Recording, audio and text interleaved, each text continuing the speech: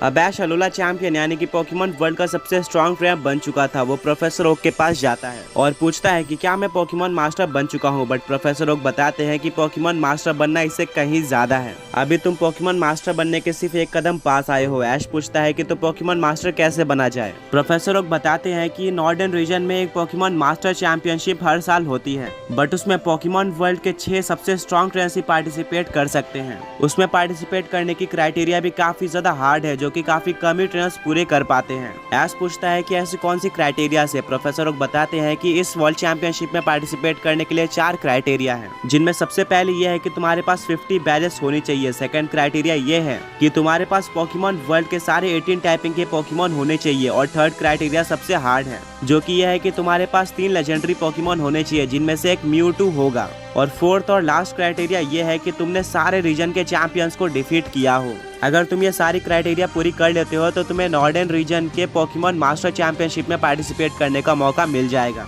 पर हाँ, वहाँ जाकर तुम्हें एक और क्राइटेरिया पता चलेगी, जो कि हर एक ट्रेनर के लिए अलग होती है। वो चैलेंज काफी ज्यादा हार्ड होगा, जिसको पास करके तुम पोकेमॉन मास्टर चैंपियनशिप में पार्टिसिपेट कर सकते हो। ऐश काफी ज्यादा एक्साइटेड हो जाता है और सारे टास्क को कंप्लीट करने निकल जाता है। उसके पास कैंटो, ऑरेंज आइलैंड, जोटो, होइन, सिनो, यूनोवा, कैलोस को मिलाकर 52 बैजेस थे। तो ये क्राइटेरिया फुलफिल्ड है। सेकंड क्राइटेरिया ये है कि ऐश के पास 18 टाइप के पोकेमॉन होने चाहिए। ऐश के पास ऑलरेडी 16 टाइपिंग के पोकेमॉन थे, साइकिक और फेरी टाइप को छोड़कर। ऐश को याद आता है कि उसके घर पे एक फेरी और psychic type Pokemon mister mime है, जिसको वो पोकेबॉल से कैच करके इस क्राइटेरिया को फुलफिल कर देता है। अब थर्ड क्राइटेरिया ये है कि उसको सारे चैंपियंस को डिफीट करना है। ऐश ने ऑलमोस्ट सारे चैंपियन को डिफीट किया था, सिर्फ 3 रीजन के चैंपियंस को छोड़कर, जो कि था canto champion, Johto champion lens और कैलोस चैंपियन डायन था। अब क्योंकि आज गला रीजन में था तो कैलोस रीजन उसके काफी ज्यादा पास था, इसीलिए वो ट्रैवल करता है कैलोस रीजन में। अपने जर्नी के बीच में वो वेटलैंड में होता है, जहाँ पर वो रास्ता भूल जाता है। वहाँ पर वो फंस चुका था, तभी काफी सारे हाउंडूम ऐश के ऊपर अटैक कर देते हैं। बट तभी एक पोकेमॉन आकर ऐश को बचा लेता है, एंड वो और कोई नहीं बल्कि ऐश का ग्रीनिंजा था, जिसने ऐश के ऑरा को सेंस कर लिया था। ऐश और ग्रीनिंजा काफी टाइम बाद मिले थे। ऐश ग्रीनिंजा को बताता है कि मैं पोकेमॉन मास्टर चैंपियनशिप में पार्टिसिपेट करने जा रहा हूँ, मुझे तुम्हारी जरूरत पड़ेगी, तो क्या तुम मेरे साथ चल सकते हो। ग्रीनिंजा मना कर देता है क्योंकि उसको कैलोस को प्रोटेक्ट करना था।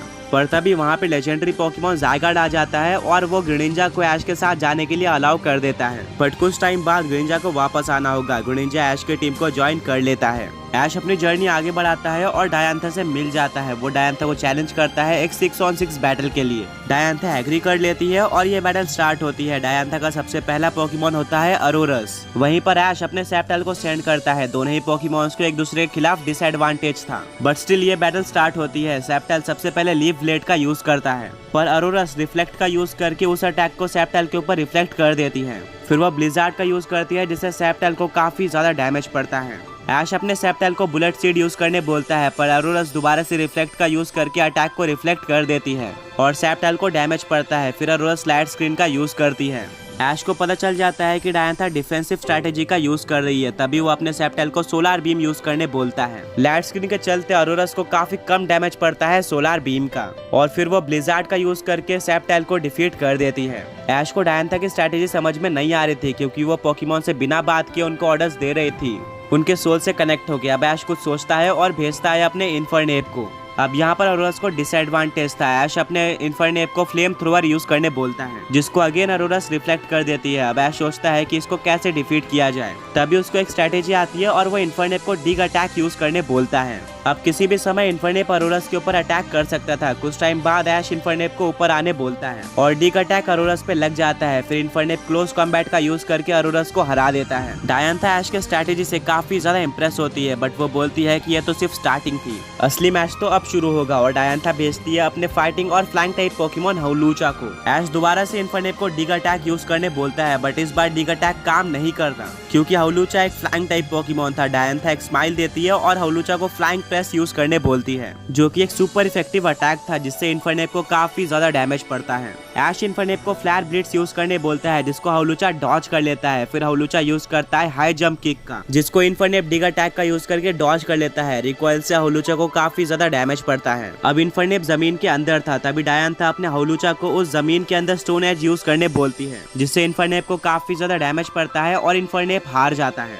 अब ऐश अपने नेक्स्ट पोकेमॉन की तरफ भेजता है लुकारियो को। दोनों ही फाइटिंग फ्लाइंग टाइप पोकेमॉन्स थे। हवलुचा फ्लाइंग प्रेस का यूज करता है, पर तभी ऐश अपने लुकारियो को ऑरा स्पेयर यूज करने बोल देता है, जो कि हवलुचा को हवा में ही लग जाता है और हवलुचा हार जाता है। अब डायंथा अपने नेक्स्ट पोकेमॉन की तरह गोरगीस्ट को भेजती है। ऐश अपने लुकारियो को ऑरा स्पेयर यूज करने बोलता है, बट वो गोरगीस्ट पर असर नहीं करता क्योंकि वो एक घोस्ट टाइप पोकेमॉन थी। गोरगीस्ट शैडो स्नीक अटैक का यूज करती है, जिससे वो लुकारियो के पीछे चली जाती है शैडो बनकर और अटैक कर देती है। ऐश बोलता है कि लुकारियो पीछे मुड़ो और बुलेट पंच अटैक का यूज करो, पर तभी गोरगीस्ट एक और शैडो स्नीक अटैक का यूज करके लुकारियो के पीछे जाकर उसके ऊपर अटैक कर देती है। गोरगीस्ट ऐसा बार बार कर रही थी, तभी ऐश अपने लुकारियो को डबल टीम यूज करने बोलता है। गोरगीस्ट इस बार शैडो स्नीक का यूज नहीं कर पाती और लुकारियो यूज कर देता है स्टील बीम अटैक का। अब गोरगीस्ट ट्रिक और ट्रिक अटैक का यूज करती है, जिससे लुकारियो एक घोस्ट टाइप पोकेमॉन बन जाता है और फिर super effective Phantom force attack का यूज करके गोरगीस्ट लुकारियो को डिफीट कर देती है। इसको देखकर सारी ऑडियंस और ऐश शॉक हो जाते हैं कि आखिर डायंथा ने ऐसी स्ट्रेटेजी कैसे बनाई। अब ऐश के 3 पोकेमॉन्स हार चुके थे और अभी भी डायंथा के पास 4 पोकेमॉन्स थे।